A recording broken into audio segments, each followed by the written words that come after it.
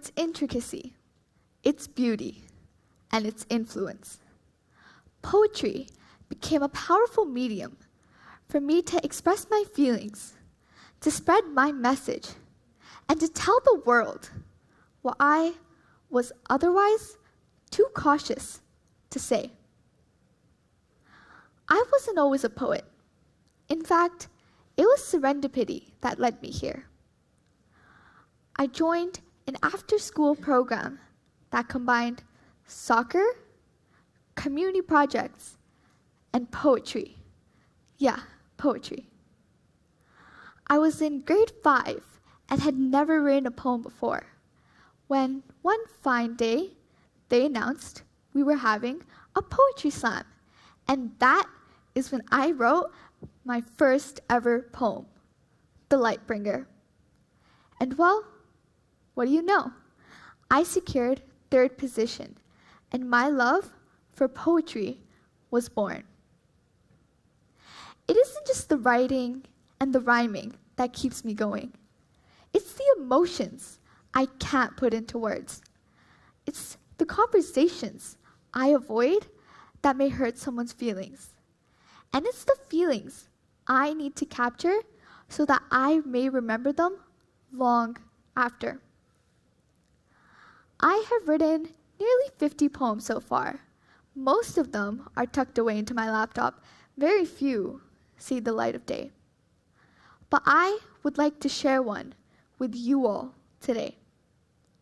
It is for all us kids and teenagers. You don't have to go out of your way to appear perfect to someone else. You don't have to match society's predefined standards to classify as sufficient or good enough. And you most certainly don't have to compare yourself to anybody else any day.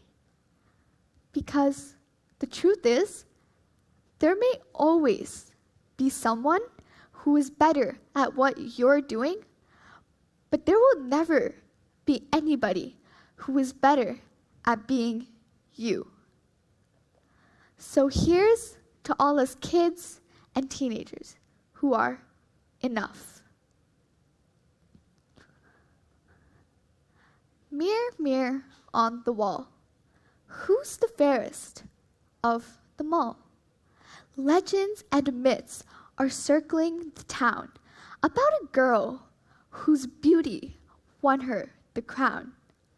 The envy of the ton, named Snow White, who was the perfect princess with the extravagant knight, with the perfect castle, wavy hair, and striking eyes, but most importantly, her flawless size. And as a child, I spent days, weeks, and even months trying to look just like her, because her life was perfect. That I was sure. I put on the beautiful dresses and stole the makeup from my mom's bag, then looked in the mirror and felt like walking around to brag. And now, years later, I do the exact same thing, but it is no longer joy that it would bring, because it's no longer for fun, more like a chore, because how else could I step out the front door? And honestly, I never actually do recall when I started to feel the need to look perfect just to go to the mall, or when that little girl's innocent smile started to fade, and instead, she started to frown upon how much she weighed, or when she started to notice the size of her hands and how they didn't meet society's demands. Because as you grow, that's all they say. Be perfect enough to be put on display. Seamless looks, sports, and especially your grades must be perfect enough to brag about for decades. Which may just be why I took pride in getting an A.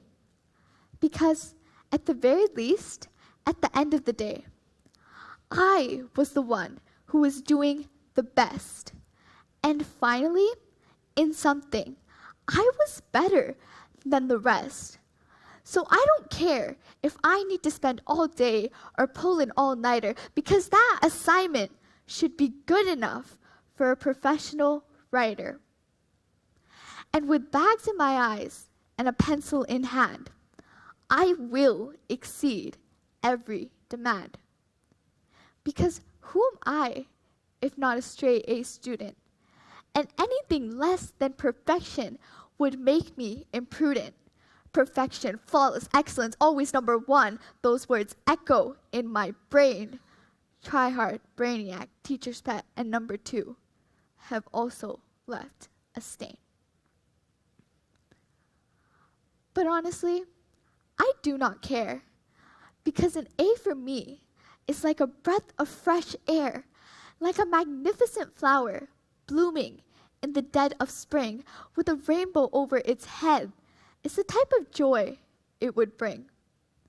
It pulled me away from the white hot fingers choking away the remains of my good memories, which may just be why I could not care less if it makes me one or two new enemies. They say it'll get better, because sometimes to get to the rose, you need to go through the thorns. But what if the tender rose has already died because of the unforgiving storms? What if I just don't have that type of time because the clock is already about to chime? And who am I kidding? Even the clock itself is broken, forced to live in an unceasing wrong motion, trying desperately to catch up to our moment of the day, ticking continuously, but always still a minute away. It has a miserable fate, inferior than even a still right clock that has no sound and hands that aren't even able to walk. Because at least twice a day, time will amount to the same, and that clock will no longer be put to shame. But I will never be that clock, no matter how tough, which is why I fear I will never be good enough. Like a jack to king and silver to gold, I dread second place is how my story will be told. The second prettiest, the second smartest, the second best, always number two. If only these were thoughts that I couldn't do. And truthfully, I despise Snow White. Belle was always the best, because it was beauty and brains which she possessed. But she got criticized in her own song because she was smart, and Moana was underestimated because she had a good heart. Mulan learned to fight, but had to dress as a man, and Merida was brave, but almost banished from her own clan. They tell you you're good enough. They tell you life is just rough. They tell you to just accept it and move on. They tell you in a few years, it'll be gone. Well, I am done trusting the one holding a sharpened knife to my throat. You are not the person they try to promote. You are kind. You are special. And you are worthy of love. But most importantly, you are enough. These standards are ridiculous. They will never be reached. So stop spending your life trying to accomplish an impossible feat. Because finally, happiness will wash over you like the first spring rain. And lastly, the work won't be in vain.